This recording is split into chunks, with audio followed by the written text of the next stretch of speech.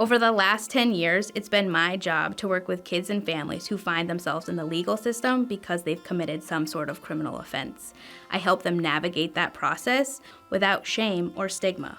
My name is Lyndsay Porreca, and I am the Assistant Director at Valley Court Diversion Programs. You must have that channel of communication open. By bringing other people into that process, it broke that feeling of being alone.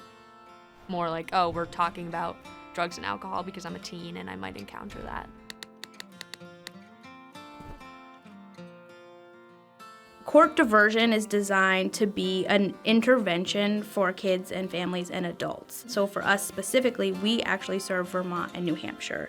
The idea behind diversion is the same in both states. However, legally, it's different. So when someone's referred to diversion, their process is the same. In Vermont, however, it's in the statute that everyone, juvenile, adult, gets an opportunity to participate. It's a voluntary program.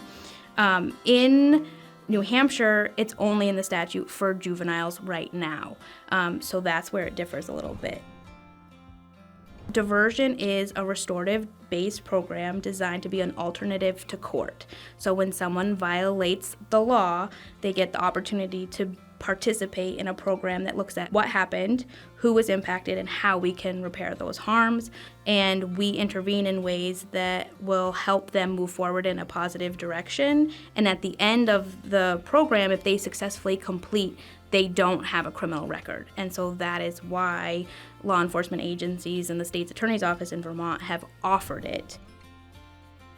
When your child is referred to diversion, I will state first that it may look a little different for each person. Because we're restorative justice based, we treat each person, each family as an individual. We take into consideration risk and need. However, the steps are very similar no matter what the charge is. I'm going to use a substance violation charge just as an example because that's 60% of what we're seeing right now. Once the referral is made, whether it's from a prosecutor, state's attorney, police department, we usually get in contact with the family as soon as we get that referral.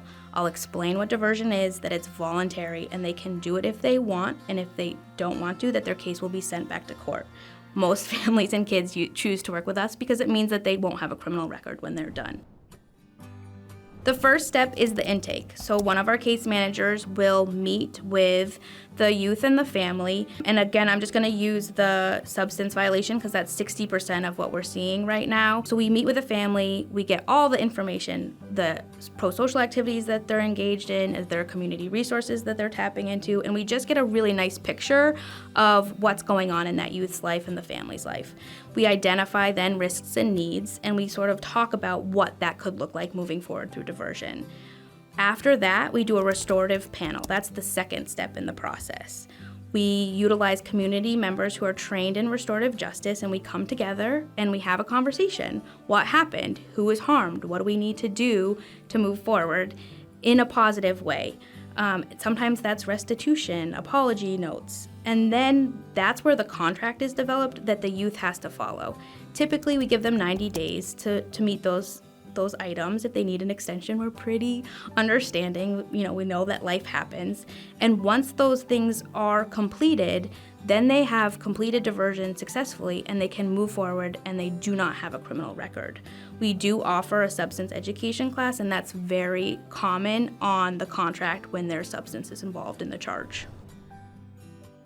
The referral process for diversion is a complex one and simple at the same time. We have a wide variety of referral sources to our agency, starting with schools for truancy issues or concerns, high-risk behavior, the legal system, so prosecutors or state's attorneys, law enforcement can make a referral to us, parents can make a referral to some of our education programs, so it really runs the gamut of who can be referred. So essentially, if someone is concerned about someone's behavior, there's high-risk tendencies, substance use, or flat out, they broke the law, that's how we get our referral sources.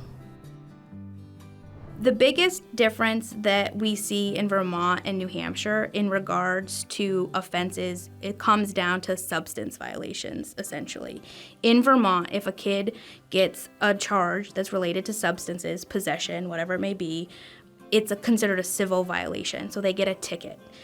In New Hampshire, it's a criminal offense, so they get a violation charge that's a criminal offense.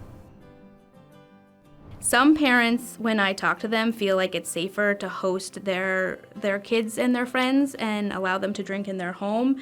However, what they don't realize is that there are legal consequences to that. So because it's a violation to provide substances to juveniles, you can face up to a year in prison, a $2,000 fine, and a criminal record.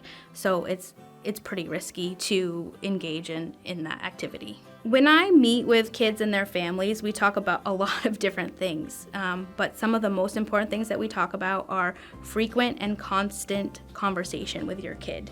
Checking in, maybe they're not using, but a friend is, and so just being transparent and honest. I think another really important topic of conversation is making sure that they have one trusted adult outside of you as a parent to go to. It's really hard sometimes for kids to face their parents and admit that they might have made a mistake or they're thinking about doing something. So if we can identify someone that both parties are comfortable talking to and going to, if they maybe end up at a party and they need to call for a ride home, that's an agreed party between both parents and kids. I think that's a really good idea and a strategy to help that conversation and make things feel more comfortable with that there's an option if they end up someplace that they may not have intended to be. We are happy to be a community resource. I think it's really important and really cool in a way that a parent is paying attention to some risk factors, and we're the prevention side of the spectrum, and so the earlier we can get in there, assess what's going on, and make recommendations, the better. There is a host of reasons that kids have law enforcement contact, and it doesn't mean that they're bad, and there's so much stigma related to kids getting into trouble, and the reality is diversion is here to support them. There's plenty of community resources in the Upper Valley, so as long as there's open and honest conversation and we get an idea of what's going on and you can be transparent about the agency that you're working with, then there's a way to get help.